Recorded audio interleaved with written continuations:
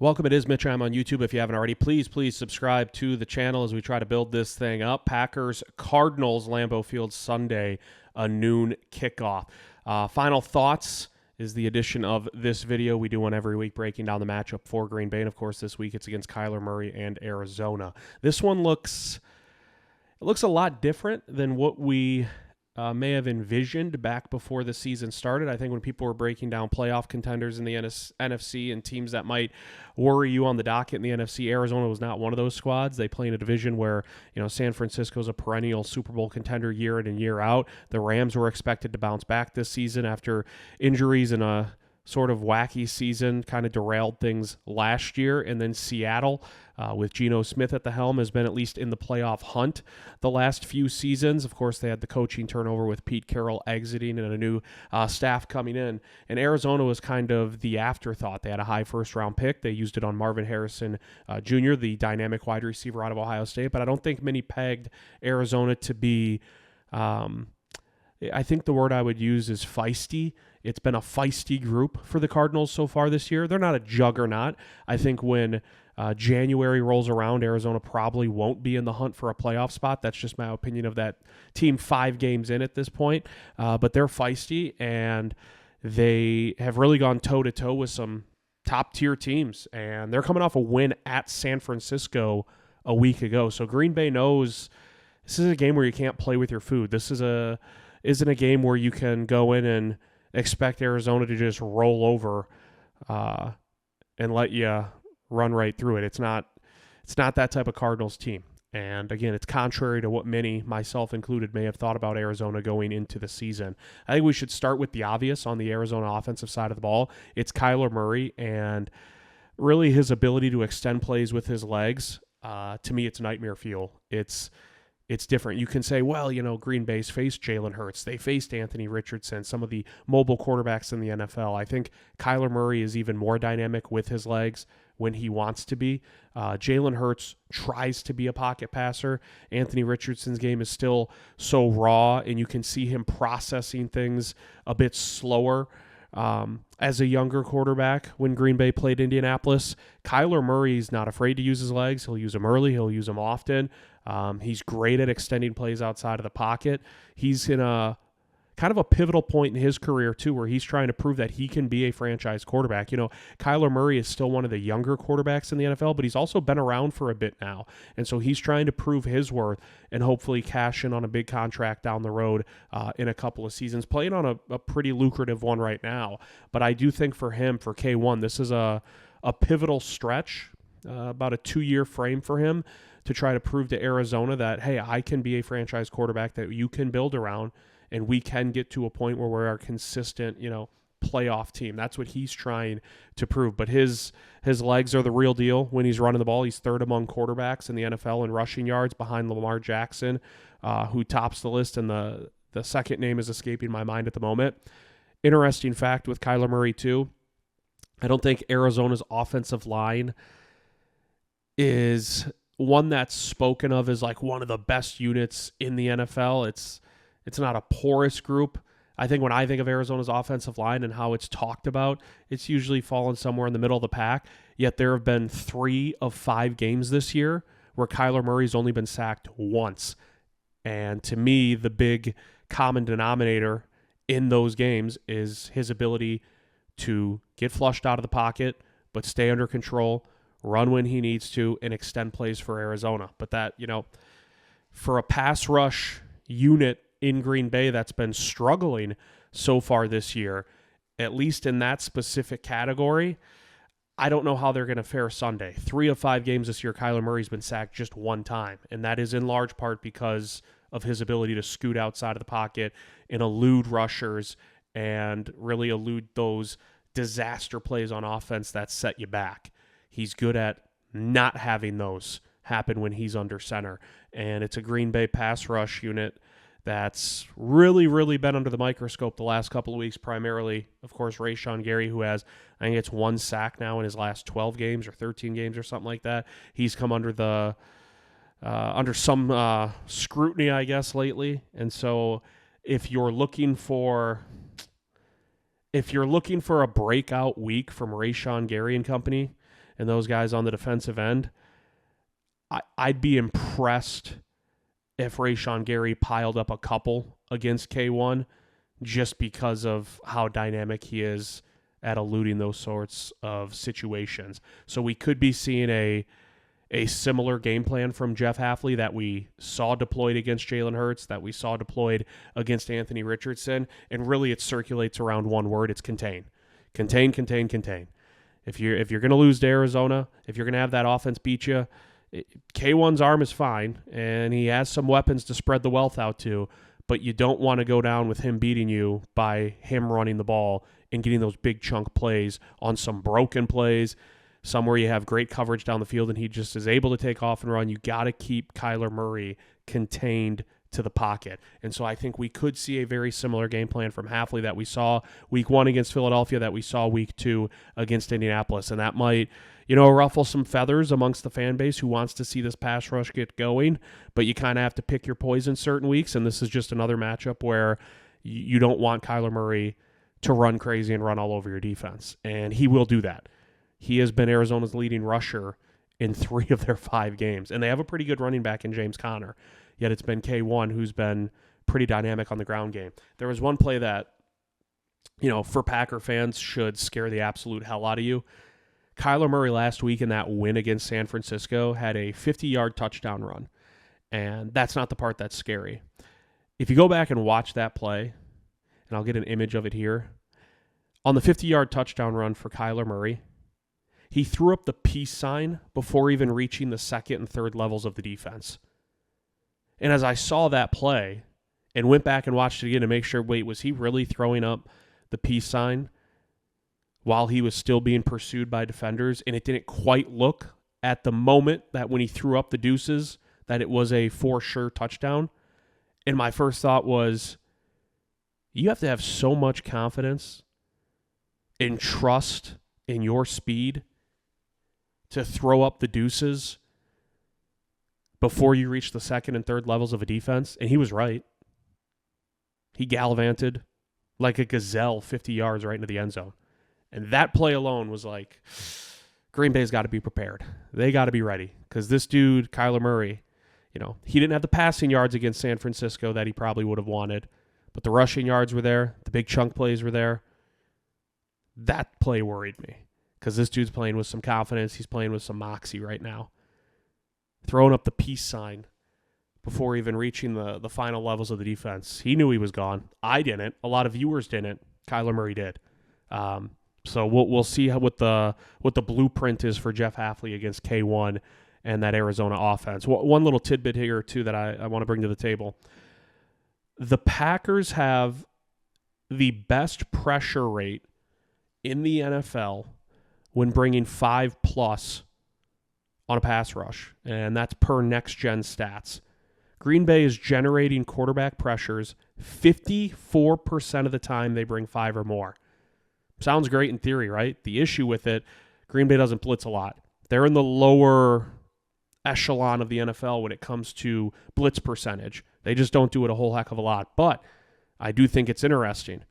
When they are bringing 5 or more, they are generating quarterback pressures 54% of the time, highest mark in the NFL. At some point, you're going to have to cut Edger and Cooper loose. At some point, you're going to have to bring the normal 4 plus Quay Walker. How does that look against Arizona? Are they able to get to Kyler Murray? Can they maybe rack up a couple of sacks early, rattle his cage a little bit, maybe get his confidence to waver some? I think early on, if Green Bay is able to get to Kyler Murray, it could set the tone for the afternoon and have him a little worried about how things might turn out for him in the offense on Sunday. But his ability to run and extend plays is, really as good as it gets in the NFL. It is, Lamar Jackson's the 2-time MVP. He gets a lot of those headlines. But I would say Kyler Murray's ability to use his legs to extend plays is Lamar-esque. I do think he's at that level, even though typically he doesn't get that credit. It is Mitch. I'm on YouTube. Please subscribe if you haven't already. Packers-Cardinals, Sunday afternoon at Lambeau Field. Green Bay trying to move to 4-2 on the season. Should be an interesting one. Flip side for Green Bay, I like the air attack. I like Jordan Love in the passing attack on Sunday, and I'll tell you why. Arizona's 30th in completion percentage allowed this year. have a 110.4 rating allowed to wide receivers. That's a horrific number. Think about that. Arizona's rate against wide receivers is 110.4. They're 30th in completion percentage allowed.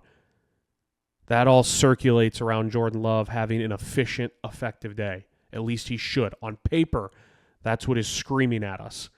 That Arizona secondary, they picked off Brock Purdy a couple of times last week. They made some plays. They can make some plays against Green Bay, but the advantageous looks for Green Bay should be present early and often on Sunday afternoon against a questionable, I would say, unit in that secondary for Arizona that really, in large sample sizes, hasn't proved its worth for much of the season. So, and then you consider Green Bay, they're likely, obviously, Romeo Doubs should be back. Christian Watson, maybe he has been practicing throughout the week. And so hopefully Christian Watson comes back. Maybe not, but you for sure should be getting Romeo Doubs back. You already have Reed and Wicks and Tucker Kraft. Don't know about Luke Musgrave's status. But you add some of those pieces of the puzzle back into the frame for Green Bay against an Arizona secondary that at times has had to be questioning itself this year. They come in with a little bit of momentum here, picking off Brock Purdy twice. One of those essentially ended the game as Arizona got to come out in victory formation late in the fourth quarter against the 49ers a week ago. But this is a group that can be exploited, and I expect Matt LaFleur to be cooking some stuff up for Jordan Love. The only question, or I guess the kicker I have in this situation, because when you look statistically at some of the numbers for Arizona in the pass defense, it's not pretty. If you're a Cardinals fan, it's awesome. It's incredible. If you're the opposing team, right, facing Arizona.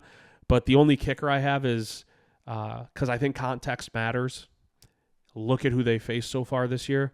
It's an Arizona defense that's faced Josh Allen and the Buffalo Bills, Matt Stafford and the Rams, Jared Goff and the Lions, Jaden Daniels and the Red Hot Commanders, and then Brock Purdy and the 49ers. That, to me, that's as close to murderer's row as you could probably get when it comes to prolific offenses and great schemes and incredible offensive minds that Arizona has faced. Again, so far this season, they have faced Josh Allen, Matt Stafford, Jared Goff, Jaden Daniels, and Brock Purdy.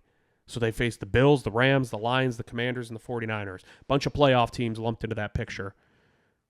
Rams, not so much. The other ones, yes, including the Commanders, who are off to an incredible start. Jaden Daniels looks like he's well on his way so far to that Rookie of the Year award. And so I think, when you're facing Sean McVay, when you're facing Detroit and Ben Johnson, when you're facing Kyle Shanahan, a lot of times it's just like, take your best swing and good luck.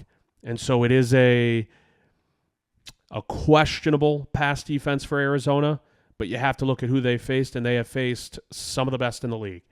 And I think Green Bay can be lumped into that. The Jordan Love, Matt LaFleur duo, you can lump them in with Josh Allen and the Bills, and McVay and Stafford, and Purdy and Shanahan, Daniels and what the Commanders have done with Cliff Kingsbury as the offensive coordinator. Green Bay with Love and LaFleur and the passing attack can be lumped into that group. And so it's not as though Arizona's faced a bunch of great schemes, great offensive minds, and now this week they're getting a break. I think a lot of people regard LaFleur as one of the top play callers in the league, one of the top schemes in the league, and Jordan Love continues, hopefully, right, to ascend into superstardom, we hope. I would say right now he's probably a star quarterback.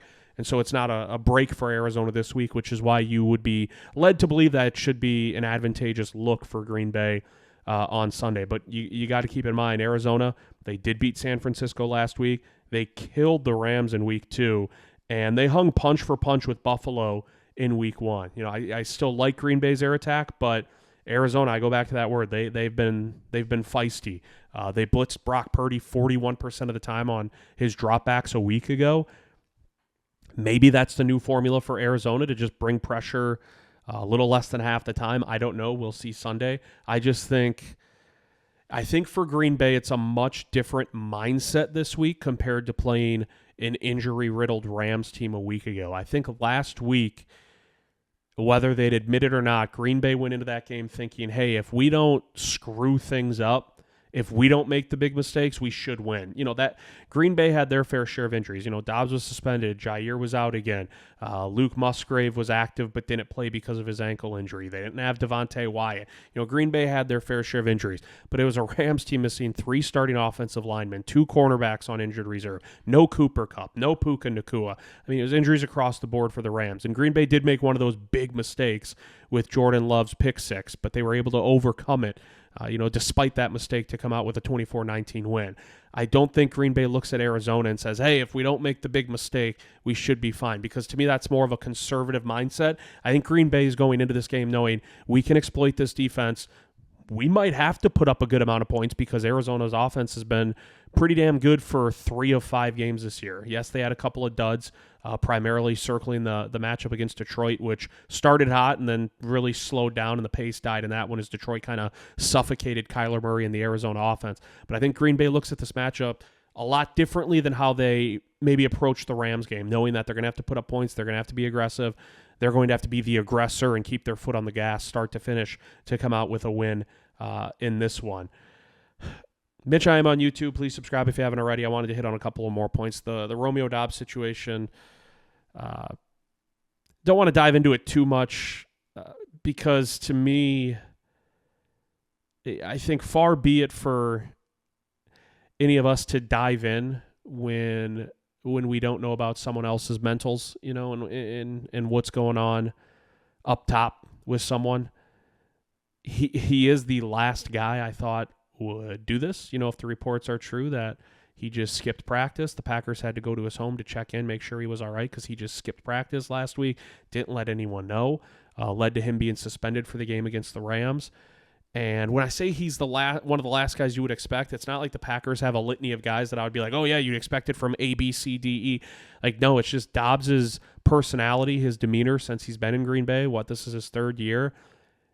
I just did not peg him to be a player that would do something like this. Again, if the reports are true. It's just kind of bizarre across the board because I like Romeo Doubs. He's a good receiver. I think the Packers offense needs Romeo Doubs. I really do. But it's not a superstar that's disgruntled. You would expect to see this from a bigger name. I'm not saying like Justin Jefferson, but a name like that, like Jamar Chase, Devontae Adams, like a superstar that's proven, that's established, that, wants more looks, wants more targets, or maybe it's a contract dispute, whatever. You would expect that from a big name.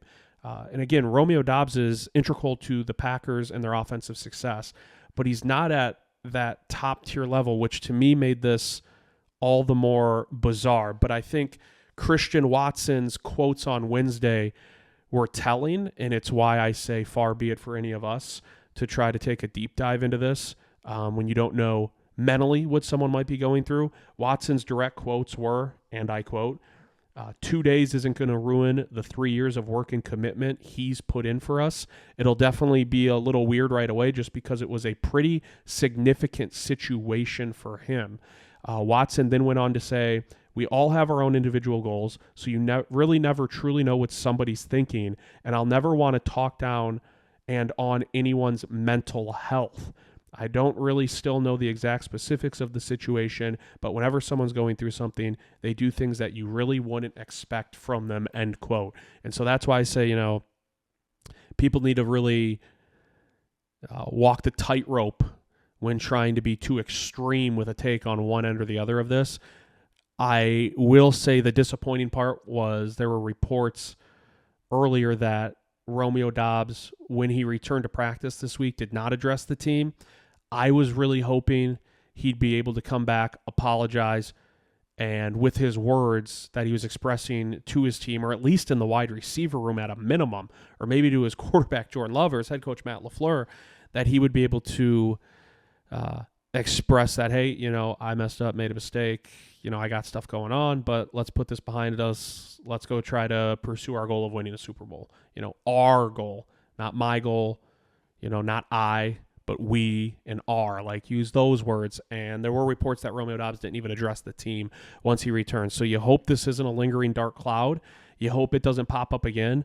I do hate saying this part of it, but I wonder how both sides, primarily the Packers side, viewing it through their prism, how you fully get past this. Like, I don't know if you do, because I think in the back of your mind, you're always wondering, like, you were so caught off guard with it. Could this pop up again? And if it's true that he did not address the team, like reports were saying, it does feel like it's still lingering out there. Now, you hope they still brush it away, put it behind them. That's what they're going to try to do. It was just so unexpected coming from Dobbs that you do probably have the worry and the thought of if it could happen again. Final note on this game, Packers-Cardinals, Sunday at Lambeau Field. I'm glad Arizona beat San Francisco last week for two reasons. One, suck it, San Francisco. I'm getting sick of the 49ers. Really am. So they lose, we win. Awesome. And when I say we win, I mean like Packer fans win when San Francisco loses. I'm sick of seeing the 49ers. Two, you can view this in two different ways. You can say, wow, Arizona beat San Francisco. They're going to be playing with a whole hell of a lot of confidence now coming into Green Bay. That may be true. I also like viewing it through the lens of it opens up Green Bay's eyes even more. Green Bay's on high alert. Green Bay could, and you would hope they won it, but they could be coming off this win against LA, and it's never easy to win on the road in the NFL, and they could say, oh, we get the Cardinals now. Should be good to go, right? They're on high alert. Arizona just beat San Francisco. They're going to be champing at the bit. They're going to be ready to go on Sunday against the Packers. And so I think Arizona beating the 49ers just puts out those sirens for Green Bay. Like, we can't take this opponent lightly. And so for those two reasons, one, I think it's always good when San Francisco loses. And two, Green Bay now knows that we are not getting a team that's going to come in here and just roll over. It's not going to happen. And so Green Bay should be laser focused, if they weren't already, for this matchup on Sunday against Arizona. It is Mitch. I'm on YouTube. Please subscribe if you haven't already. Always appreciate all the support. Packers-Cardinals final thoughts. We'll see you next time.